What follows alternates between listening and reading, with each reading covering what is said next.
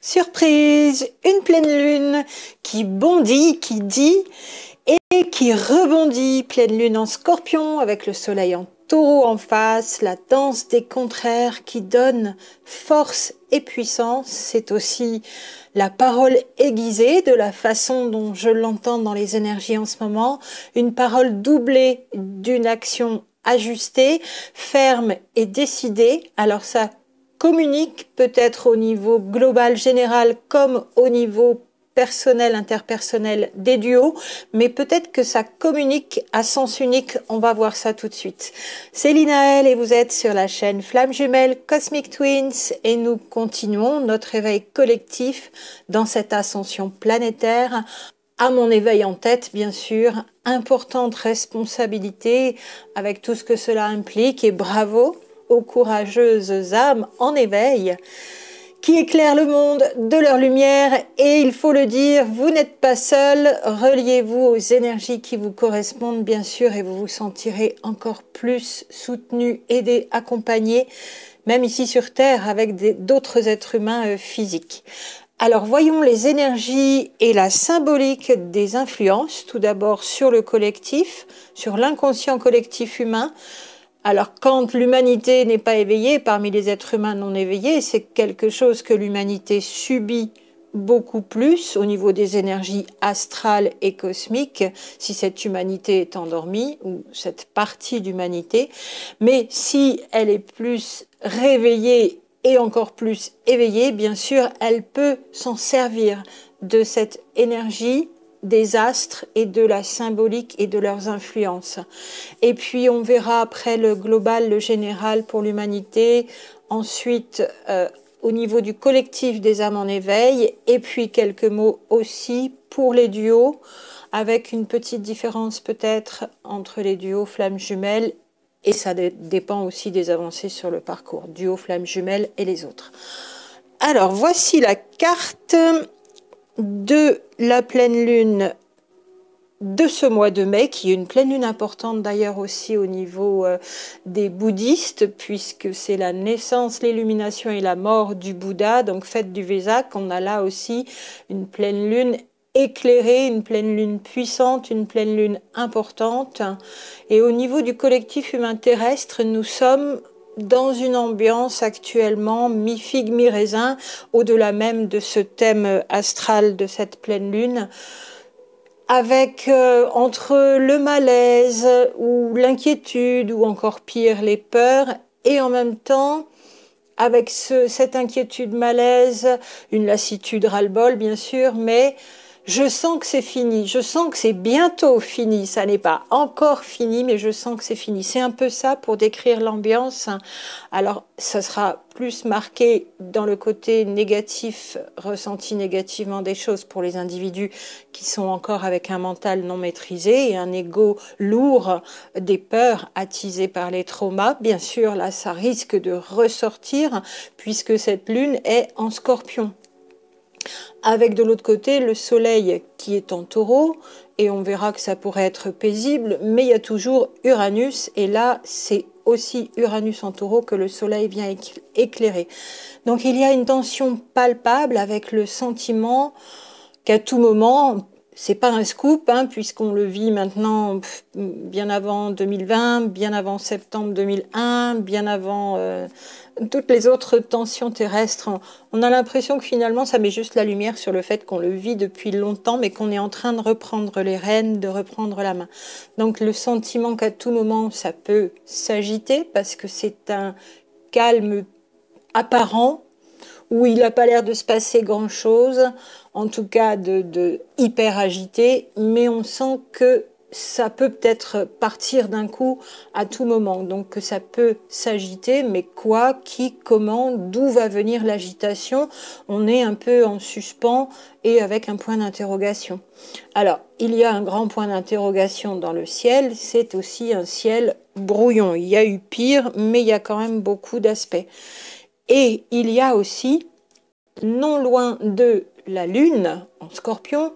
la lune noire qui est toujours en train de ratisser de droite à gauche, puisqu'elle avance, elle est en rétro, elle réavance, elle se remet en rétrogradation. Moi, j'appelle ça ratisser le signe. La lune noire qui ratisse le signe du Scorpion avec la lune devant, un jour de pleine lune, le soleil en face. Et la lune noire ne laisse rien passer. Elle est là pour montrer ce qui est moche, ce qui est laid, ce qui est sale, ce que l'on n'a pas envie de voir, mais qui est cru de vérité. Par contre, ça peut déranger, mais elle ne laissera pas passer. D'où l'envie intuitive quand même pour les individus qui sentent plus ces énergies, de régler ce qu'il y a à régler, d'aller de l'avant, de prendre le taureau par les cornes, jeu de mots, et de se préparer aussi à toute éventualité, de ne pas se laisser piéger par des surprises, des mauvaises surprises. Dans ce cas, on parlera des bonnes surprises à la fin. En tout cas, de ce que ça peut nous apporter de beau et de bon pour les âmes en éveil et les connexions d'âme. Ici, l'envie de se préparer, donc pour les êtres qui sentent plus les énergies à l'avance, et de parer à tout mouvement désagréable, hostile, mauvaise surprise, d'aller porter pour ce faire la vérité au devant. Cette vérité qu'on a de plus en plus quand on est au fait, quand on est éveillé, on est plus informé, donc de porter cette vérité au devant, même si elle est moche, même si elle n'est pas agréable à entendre pour l'assemblée, il est important de protéger cette précieuse humanité et c'est en allant porter cette vérité qu'on la protège. Et ce que l'humain a de précieux, à commencer par la vie, la nature, son corps, son temple sacré, lune noire en Scorpion, on ne se laisse pas piquer ni à un niveau individuel, ni au niveau global, général, toute l'humanité concernée. Alors il y a également ce signe au niveau collectif, cet aspect dans cette carte qui n'est pas fermé sur la façon dont ça a été dessiné ici, mais qu'on peut clôturer ce fameux signe qui est la croix cosmique entre Mars, conjoint milieu du ciel, dans le signe du lion, Mercure en taureau, Pluton en verseau et l'ascendant en balance, donc un double T carré qu'on appelle donc croix cosmique qui forme un carré qu'on appelle aussi grand carré en astrologie. Avec toujours, bien sûr, cette opposition Mars-Pluton qui est en diagonale de ce grand carré. Donc, vous voyez qu'à cette lune noire qui s'agite en Scorpion, qui veut révéler, qui veut dire, mais c'est jamais commode et confortable comme communication, puisque ça révèle des choses difficiles, sombres, noires, cachées.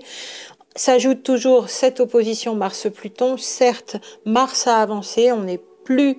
en opposition exacte et comme je vous le disais dans cette vidéo faite récemment sur cette opposition Mars-Pluton, quand vous la trouvez chez quelqu'un que vous rencontrez dans un thème natal, regardez-y de très près avec tous les autres éléments parce que c'est un signe, un aspect difficile cette opposition Mars-Pluton. Donc en plus de lune noire lune en Scorpion, on a encore cette opposition Mars-Pluton qui joue, donc qui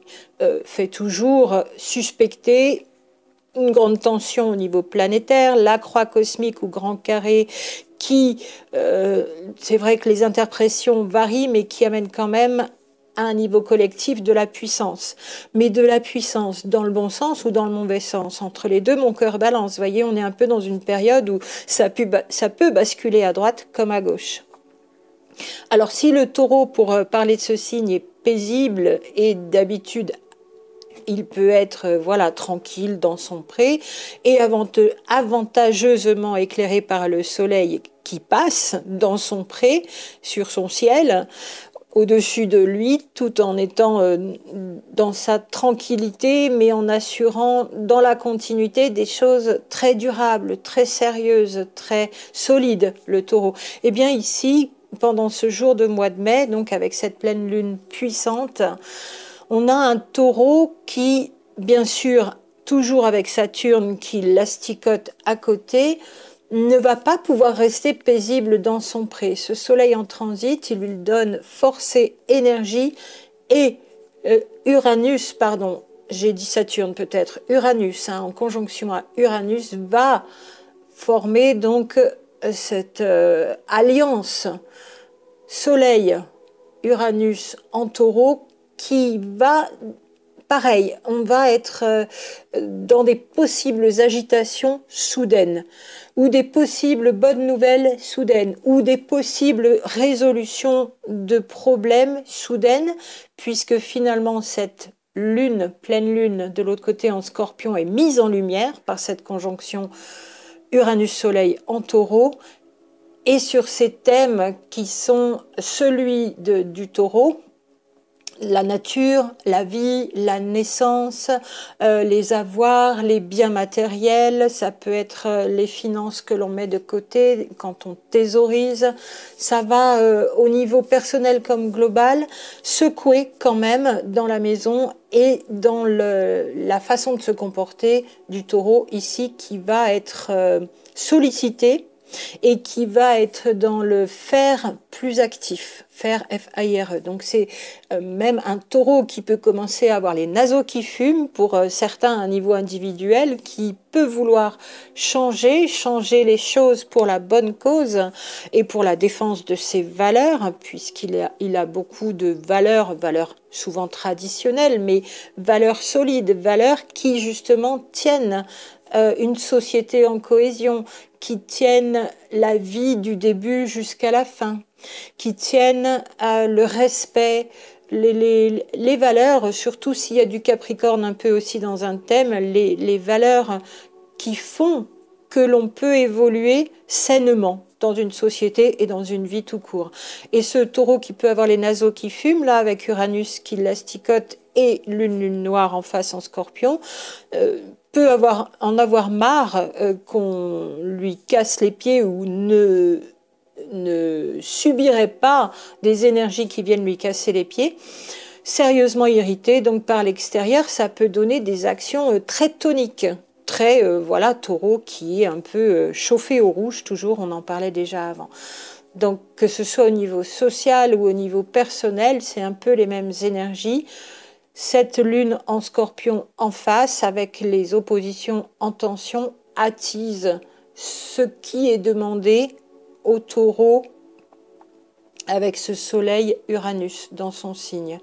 Donc ces énergies individuelles seront d'autant plus marquées pour celles et ceux qui, au départ, à la naissance, ont un Soleil natal en Taureau, bien sûr, et particulièrement pour les Taureaux ascendant Scorpion. Ce sera valable pour l'inverse aussi, mais un petit peu moins. Et encore aussi pour les Taureaux nés un jour de pleine lune, donc avec une lune en Scorpion à la naissance, puisqu'un Soleil en Taureau, et encore plus si vous avez Uranus en Taureau à la naissance, donc une conjonction Soleil-Uranus à la naissance. Le Soleil va venir éclairer cette configuration ou la remettre au goût du jour en transit si vous êtes Taureau de signe de naissance. Et il y a encore aussi, pour ajouter une dernière information que nous donne cette carte pour cette pleine lune, un amas planétaire qui fait un peu encore parler de lui. Alors certes, à cheval sur le Poisson et le Bélier, c'est vrai, mais on a cet aspect de Neptune, Saturne, alors ces énergies de Neptune, Saturne qui quittent le Poisson et qui vont mettre aussi de la tonicité, bien que lié à Vénus qui est quand même, alors pour moi plus relié à la Balance qu'au Taureau. Le Taureau pour moi ce serait plus Cérès, mais admettons, c'est surtout le nœud nord qui est dans cet amas planétaire, même à cheval, Poisson, Bélier. Donc nous avons nœud nord, Cérès, justement pour moi signe maître du Taureau, Saturne qui va quitter le Poisson dans lequel il mettait des restrictions, qui est en train de rentrer en Bélier dans les énergies, Neptune aussi, et Vénus qui est en Bélier. Cet amas planétaire joue aussi dans cette ébullition en arrière-plan. Soit ça va faire exploser la cocotte minute, soit ça va faire quelque chose qui va enfin soulager l'humanité et les êtres humains à niveau individuel, ceux qui sont concernés bien sûr. Mais voyez qu'il y a ébullition dans cette carte, même si elle a des signes puissants plutôt au niveau spirituel. Donc pour moi, ça va dans le bon sens, mais ce sera pas vraiment confortable si ça explose, ça pète, ça boue comme ça. Par contre, ce sera une libération. Donc c'est comme s'il fallait en passer par des moments désagréables pour une libération, mais ça va dans le bon sens. Ça n'est pas pour être dans une descente aux enfers.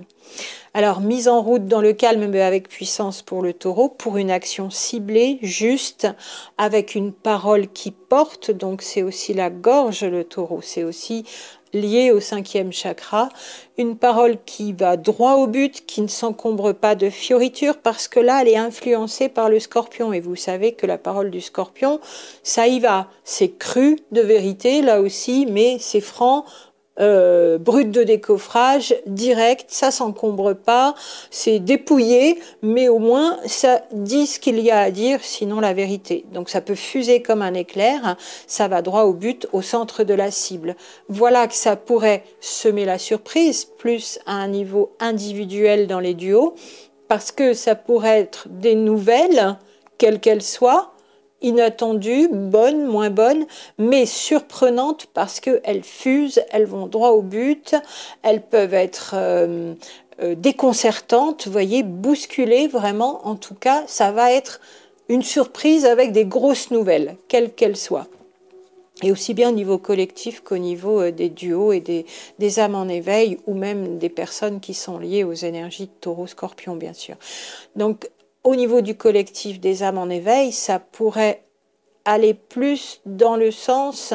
alors, âmes jumelles, flammes jumelles vont être plus sollicitées pour moi dans ces collectifs d'âmes en éveil. Les autres connexions d'âmes, moins. Les âmes en éveil individuelles, ça va être au cas par cas, selon qu'elles sont réveillées de par leurs propres caractéristiques de thème natal, donc de naissance, par ces énergies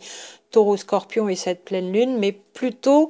solliciter les âmes en éveil et surtout âmes jumelles, flammes jumelles pour agir, donc porter une parole qui va ensuite se transformer en action et pour agir pour le groupe humain, pour la société, justement pour poser des actes qui remettent la vérité en place puisqu'on vient de la recevoir grâce au scorpion, on va la recevoir grâce au scorpion. Depuis plusieurs années déjà, elles n'en sont plus, ils n'en sont plus, ces duos et ces collectifs âmes en éveil, à leur propre guérison uniquement. Ça peut continuer, ça peut se terminer, mais ces âmes en éveil sont faites pour aider le collectif humain. Et ce n'est pas là, ici, le parcours en duo qui va être visé par cette pleine lune, surprise, message, action, mais plutôt la sollicitation pour œuvrer dans une société devenue choquée, peut-être, immobile, qui souffre de ses propres derniers traumas, mais qui en est amorphe à cause d'un collectif humain tellement violenté, bien sûr, qu'il n'y a plus d'énergie en arrière-plan, plus de ressources pour bouger, pour se manifester, et donc les âmes qui ont cheminé dans leur guérison sont les plus à même, certes en avant, certes beaucoup sollicitées, mais sont les plus à même à poser des actions et à œuvrer très pacifiquement, mais très énergiquement,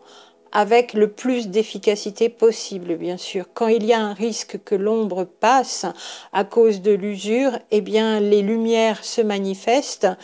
pour